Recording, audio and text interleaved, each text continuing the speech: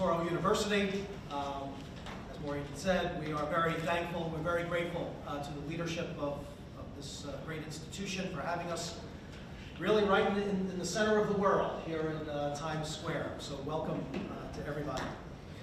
I'm New York State Assemblyman Steve Stern. I am pleased to be joined by my colleagues who will introduce themselves with a few remarks in just a moment.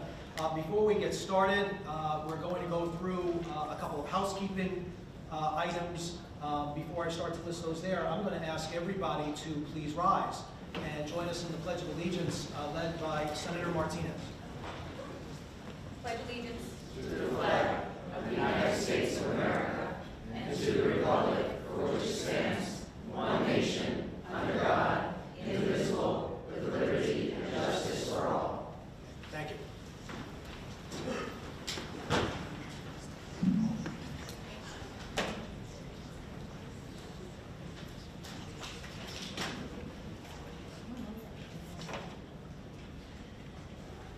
Again, welcome to everybody. This symposium today is meant to serve as an opportunity for New York State policymakers, advocacy groups, and other important stakeholders to discuss ways to update and modernize New York's laws so we can successfully combat the scourge of drug driving.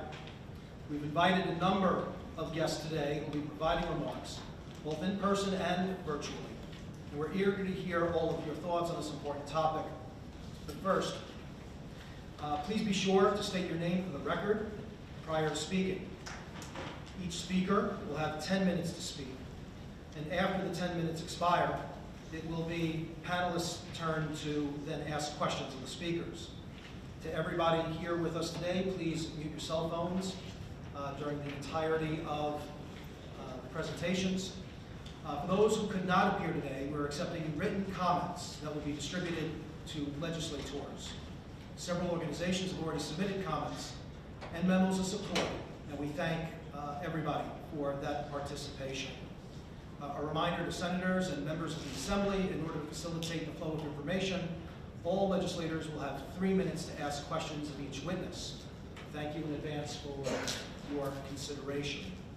Senator Ryan, for opening comments. Yes, of course, thank you to Touro for your hospitality. This is a great space. Thank you. Again, thank you to Assemblyman Stern, who's been a great partner through this. And again, to my colleague to the right, Senator Monica Martinez. And I just want to, again, just to echo, I don't want to be repetitive, but thank you to not just our colleagues, but all the advocacy groups that are here, our partners and our friends, law enforcement, the district attorney, offices, our medical professionals, but thank you to the families. It's really impactful. And we heard the word formidable in the other room just 20 minutes ago. And that's an important word because we are going to be better and more formidable when we are all working together. And that's why I'm here to listen. I'm here to learn. And I want to hear from everybody because that's going to, well, it's already motivating. I am, just so you know, I am proud to carry this bill in the New York State Senate. And to everybody who's worked on that, thank you. But I just want everybody here to know that I am deeply committed to seeing this bill through. And I'm really going to, I can promise you, I'm going to work really hard to see the passage of this bill through. The unfortunate part is the reality is this is drug driving is getting worse. And it's not going to get better anytime soon. I just truly believe that. So, but what we need to do is adapt. And we need to update our New York State laws so that those that are driving drugged are held accountable and have to be held responsible. So again, thank you. I look forward to hearing from everybody. I look forward to learning, and I look forward to being a part of going forward. Thank you. Thank you.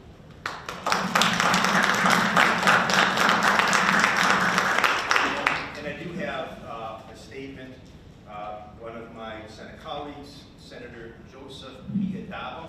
was scheduled to be here. He had a scheduling conflict, but I do have a statement that I would like to read into the record for Senator Dabo. Thank you for allowing me the opportunity to submit this brief statement. Even though I am unable to meet with you in person today, I want to begin by offering my heartfelt thoughts and prayers to the victims, families, and loved ones of violent motor vehicle crashes caused by drivers who choose to operate a vehicle while impaired. I share the frustration of every individual who travels our roadways at risk because of the dangerous loophole that continues to exist in New York's drug driving laws. You deserve better. Your safety, your lives, and your family's peace of mind must be protected. I stand firmly with my borough's District Attorney Melinda Katz, District Attorney Tierney, Assemblymember Stern, Senator Ryan, our government partners, treatment providers, advocates, and every family impacted by this issue. Your voices and personal experience continue to guide and strengthen our efforts. Until this loophole is finally closed, New Yorkers remain vulnerable, and that is simply unacceptable. As a state senator, I will continue to work tirelessly with my colleagues, with experts, and most importantly, with the families who have lived through the unimaginable, to ensure that this critical legislation reaches the governor's desk for approval. We have a responsibility to act through raising awareness, telling the factual stories of tragedies that some don't want to hear, but must in order to understand the severity of this issue that needs to be addressed. Anything less than meaningful legislation or administrative action to protect the public is, in my view, unconscionable. Thank you to everyone involved in today's symposium for your commitment, your courage, and your dedication to creating safer roads for all New Yorkers. I look forward to continuing this persistent, relentless work together until we achieve the change and accountability that this issue demands. Senator Joseph Adamo. Thank you, Senator Ryan, and Senator Adamo as well. Senator Martinez. Good afternoon, everyone. Monica Martinez, New York State Senator, representing the 4th District, which encompasses Western Suffolk County, one of the counties that sees a lot of these issues on a day-to-day basis. We hear from our law enforcement, from our partners in the DA's office. Thank you, DA, for being here, for being a leader in this, and a huge advocate for public safety. But honestly, to all of you here, the families, the victims, the providers, law enforcement partners, everyone who really tackles this issue every single day. You heard from Senator Ryan before. When he says you have his commitment, you have no clue what happens behind closed doors when we are up in Albany. You have no clue the punches that we need to throw in order for things to happen. And he carrying this bill, no better person than to do it than Senator Ryan. Because while we were trying to get this on, 11th hour, we were fighting hard. And we'll continue to fight hard this term again. Because we already all know that this is really important for us. We know that driving is one of the deadliest activities that we as human beings do on a regular basis. You get into your car every day thinking that you're going to drive safely, and we do, but you never know what somebody else is doing. My father always says to me when I see him every morning and before I leave, because I'm a caretaker, he always says, make sure that you stay one car length behind the person in front of you. He is now 81, and I still follow what he says, and regardless of what happens here in the city, right? But we need to remember that this is an ongoing issue that we really need to tackle and close this loophole. There is no reason why New York, a leading state and many other things, we are falling behind on this. And in my first term, I was proud to carry the bill which would mandate breathalyzers to be in people's cars. Thank you to Matt for being part of that endeavor as well.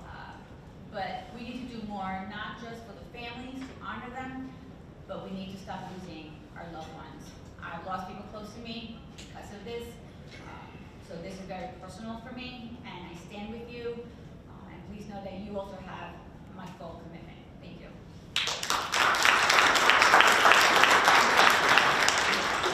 Thank you, Senator Martinez. Assemblymember Brown. How many more residents of New York State need to die? How many more of our children? how many more of our brothers and sisters, our aunts, our uncles, our mothers, our fathers need to die before the leadership finally pays attention and does something about this? I'm New York State Assemblyman Keith Brown. I'm also the ranking member of the Assembly Committee on Alcoholism and Substance Use, and that's why I'm here today. Darren said it best. This bill not only saves lives, but it gets people into treatment faster. Isn't that what we want? We all have people that we know that are suffering from addiction, and we need to get them into treatment. And what does it matter, right, if there's an incident, right? And DAs, like our great Suffolk County DA, Ray Tierney, can't prosecute the person because they can't prove that they were high on a specific substance, let alone polydrug use, right? 2 drugs, free as a jailbird, right? So I so appreciate everybody that I'm looking at now. And I made a promise to you when we were in Albany on the Capitol steps, the $1 Million Staircase. I turned to you and I said, we were going to turn your sorrow into action. And that's what I did last year. Went around and we call it whipping, right? I whipped up some votes, but I fell short. And let me just tell you a little bit about the inside baseball. If we get 13 more votes in the Assembly, because the Assembly is the holdup, not the Senate, 13 more votes, the promises from Chairman Magnarelli that the bill will be released to the floor for an actual debate and a vote. So I went around whipping as many votes as I could, but I fell short. I failed everybody in this room, and I'm not going to do it again. I posted yesterday, is this the year that we finally get this bill across the finish line? Because enough is enough. You look at those pictures, the victims' families, right? I'll tell you my own story, right? My nephew, Jesse Romanowski, suffered greatly from addiction. And my sister had him in treatment 3 times to no avail. And yet, if he got picked up and he was put, you know, and sentenced in a court that he had to do treatment like we have in our terrific drug courts in Suffolk County, you know, he might be alive today, right? And I don't know how many times he might have gotten behind the wheel, right? And might put us all in jeopardy. But it's drugs like Dust Off, which Maureen can tell you about. Dust Off. You go into any CVS and pick up Dust Off and get high. Who knew? But you know what? For the person that's high on it, and if they get pulled over and they get caught because they got involved in an incident or an accident, they can't prove it. It's ludicrous. It's archaic. I so appreciate Senator Adabo. I feel like I'm channeling him today because he's so passionate about this issue.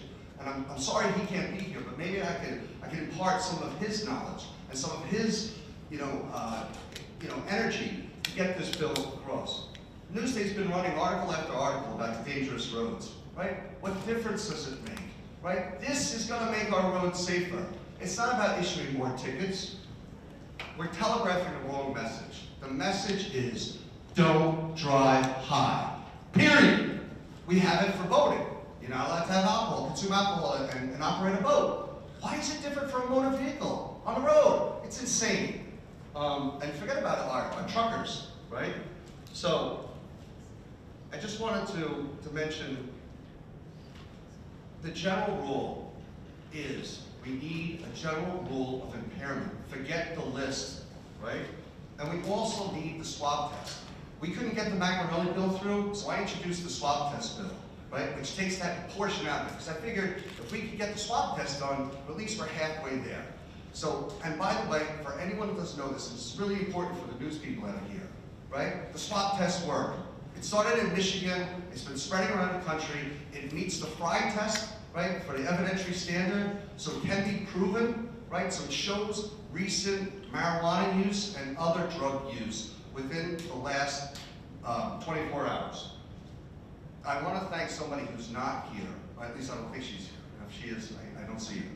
But CBS News is doing a tremendous job covering this, doing investigative reporting to make sure that the message gets out about this loophole.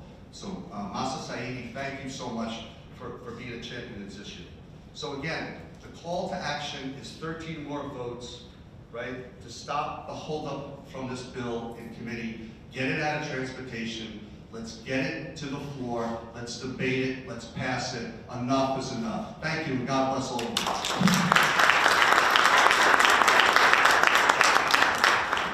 Thank you, Senator Brown. In the 5 years ending 2022, New York State saw a 24% increase in roadway fatalities and an 87% increase in the number of drivers involved in fatal crashes who tested positive for at least one drug. The figures are clear. Driving has become a crisis in our local communities, particularly the crisis of drug driving. New York's current drug driving statute requires law enforcement to name the drug impairing the driver and for the drug to be on a specific list. New York is one of only 4 states that still requires a drug to be listed in statute to trigger a drug driving violation. In January 2023, the National Transportation Safety Board sent a letter to the governor recommending legislative action to remove this onerous requirement. We're going to begin our symposium today by playing a statement from National Transportation Board Chair Jennifer Hummending.